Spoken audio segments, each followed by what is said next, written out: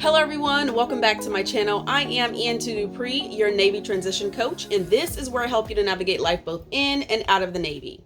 Today I'm actually bringing to you part 2 of the two-part series that I am doing with the RC2AC program. Part 1 was all about the prerequisites, the 10 basic eligibility requirements, just the basics and really understanding if the program is right for you. But part 2 is for those who are actually ready to go ahead and move forward with the program. Today we're going to be talking about the documents, the basic documents. There could be more, but we're going to talk about the basic documents to get you guys moving forward. Now today I actually created a presentation for you guys. It's really simple. It's mainly just the visuals so you know exactly what the documents look like when it's time for you to submit your package. Let's go ahead and get started. All right, everybody. So again, we're going to be talking about the RC2AC required documents. This is about 5 documents that you might need, maybe a little bit more. Let's see, 1, 2, 3, 4, 5. Yeah, about 5, maybe 6 documents that you'll need to start your package, to actually do the very basic bare minimum for submitting your package for the RC2AC program. Before we even get any farther, please make sure you watch part 1 to see if you have everything, like all the information that you need. Part 1 is about 30 minutes long, and it's very, very, very chock full of information to decide if this is really right for you. Okay. Now, please note, this is only the basic documents that's required for your package, depending on the job that you're trying to go for in the Navy, and other things that might be, a part of you being accepted into the program. You may require more documents. And if you go to part 1, you'll hear some scenarios as to some situations where you might need more than one document. So let's go ahead and move forward. Okay, the very first document is the NAVPERS 1300/16. This is the report of suitability for overseas assignment. Okay, this is not saying that you're automatically going to get stationed overseas. It's just saying the Navy needs to make sure that you're actually eligible to or suitable to actually be stationed overseas. So it's basically a list of yes and no questions that will help the Navy to determine, your suitability. So for example, it's asking about any, it asks about your family. So for example, number 3, it says, does the member, spouse, or family member have serious problems of indebtedness, credit loss, or other financial problems, which have not been reconciled with the creditor? So questions such as that. It also talks about, EFM. Let's see, what does EFM stand for? Exceptional Family Members Program, where let's say your children or your spouse has intense medical problems or issues or whatever. They want to make sure that this information is in here to see if the locations that you go to or what you might be suitable for actually fits your situation. So for example, the Navy doesn't want to send you to a location that's not going to be able to provide the proper care for your family member, if you do have a family member that's in the EFM program. I hope that makes sense. This document is 4 pages long. So it is about 16 yes and no questions to answer. You do have to sign it yourself. You do need to have your medical and dental screening done, and it needs to be signed by your medical doctor, as well as dental. The CO needs to sign it. The CMC needs to sign it. There's a bunch of signatures that you need to have on this document. Okay. Next, the next document is the RC2AC application. Now, doing my research, I realized this application was it's not an application that is easily, like, you can't really find it. Okay, at least I couldn't find it in my search. This is literally only for the RC2AC program. Like it's for you to fill out your information so that you can give it to your career counselor, and then they put the information that you put on this paper into, I believe it's Seaway, okay, in order to help you to apply for the program. Or they put it into a system, you just put your information on here. So this has a bunch of basic information, your name, your rate, rank, social, the unit that you're with. This one requires a ton of signatures. Just want to make you aware of that. It's easy if you go and get all the signatures at one time, but that's not always the case, especially in the reserves. When the only time that you're really available is, during drill weekend.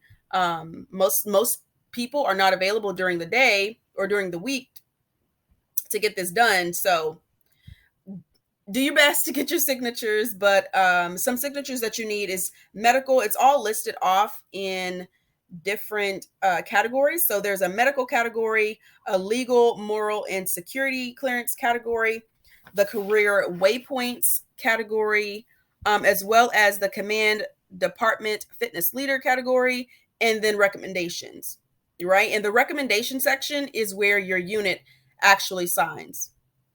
Okay. And then of course there's a bunch more other signatures. Now this specific document right here, if you want this document, just let me know and I will I'll get it over to you via email. But again, this is not something that I found that was readily available. Thankfully, my NC1 at my NRC has this easily for the reservists. Now, maybe it's a regular thing and I just don't know about it. Okay, but let me know if you need it. All right, next is the last 5 evals. My situation is kind of interesting. I'm actually, like I said, going through this process myself. My last 5 evals are like, there's actually some missing. So my 2022 eval was never submitted and sent over to me and put into OMPF via BOL. So I had to go and talk to my old command and get them to create my eval so I can actually put it in my package. You want all of the evals that's supposed to be there. You don't want any breaks or any gaps. Like you don't want to have your 2019, 2020, 2021, and then you're missing 2022, and then you have 2023. Like you want all of the evals that are like back to back. Okay. Make sure all your information is legible. So one of my evals is actually almost illegible because it was Xeroxed and it was, submitted to me. Honestly, I spoke to I think it was my PSC to see if he could actually help me out with this situation.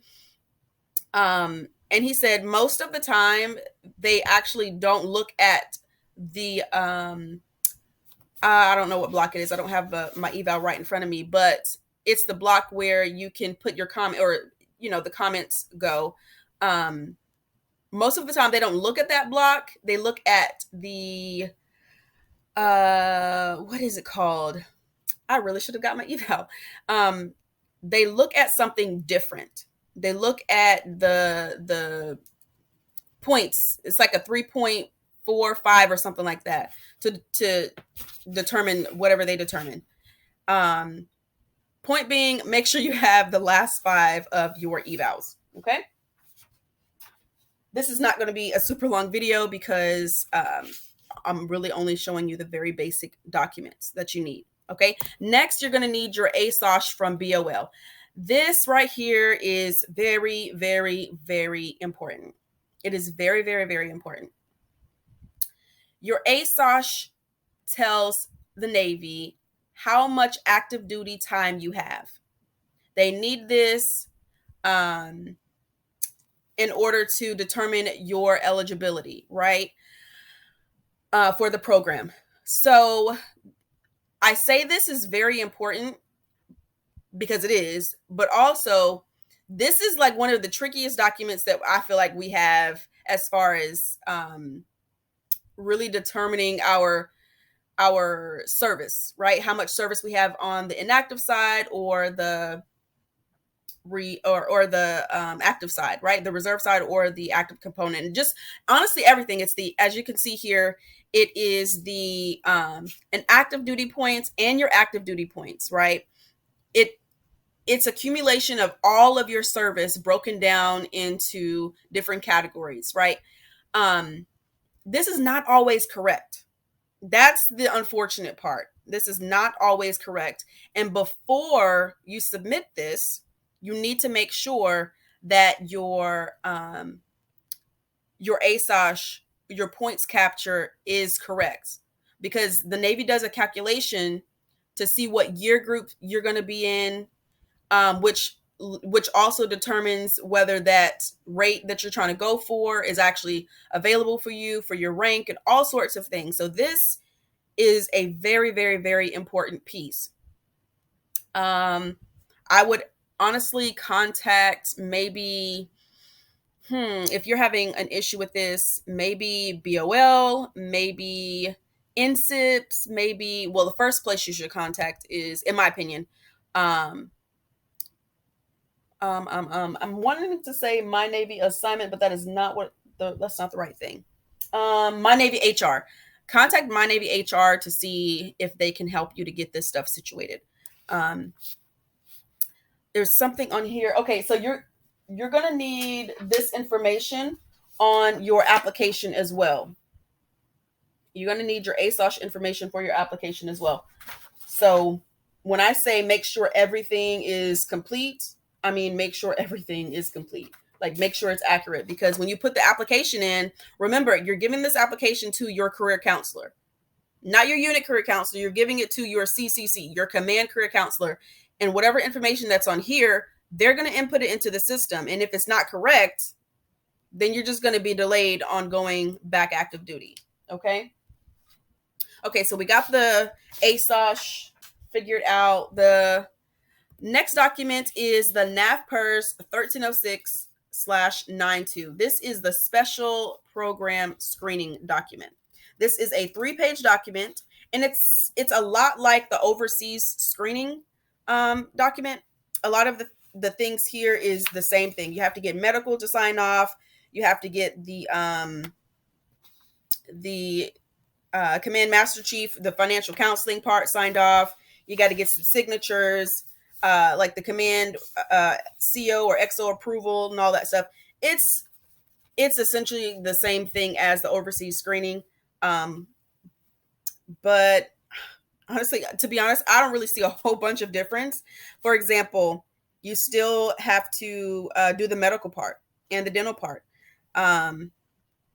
This is more so geared towards the actual programs, like a special program.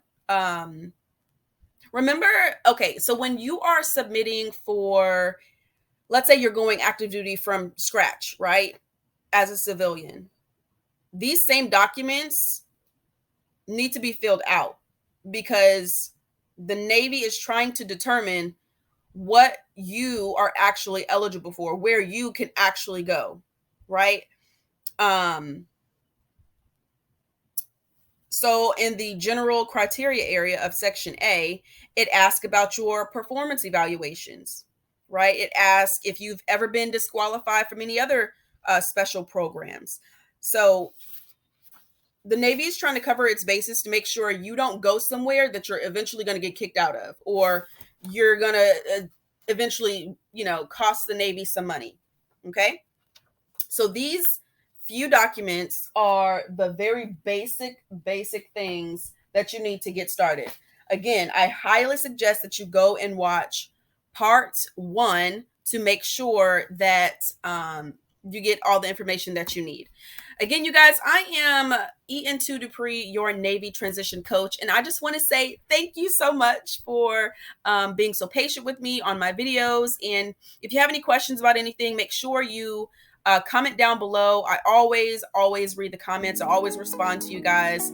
If you have any more questions, also feel free to send me an email. With that said, I'll see you guys in the next video. Bye, guys.